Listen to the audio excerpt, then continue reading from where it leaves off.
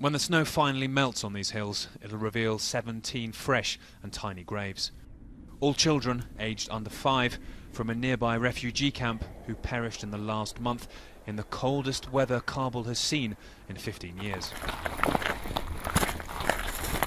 Wali Khan fled airstrikes in the south of Kandahar to here, but could not protect 2 of his children from the lethal chill of night. In the morning they were lying cold under the blanket, he says, and we tried to wake them, but they were dead. The ground here was hard, and without Allah's will, no one came to help, so I did the funeral prayers myself. His 5-year-old died 10 days ago, and 28 days ago, his 5-month-old. 8 survive still, but the snow remains and night always comes. Surrounded by mountains, Kabul is in a kind of bowl, and that can often trap moisture, making the record low temperatures they've had over the past few weeks feel even colder. On Wednesday, that made Saeed Mohammed's already cruel world even sadder. 4-month-old Khan succumbed to a chest infection and lies here.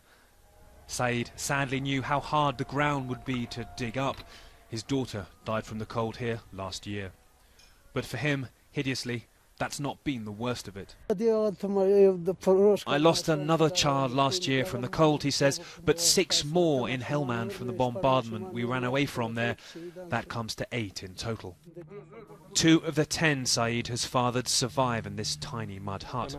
The water freezes inside here overnight, he says, so in the morning we put it next to the fire to melt it. God help my other 2 children. I know what could happen to them in this cold. Since the snows set in and 17 children died here, America has spent about $5 billion on the war.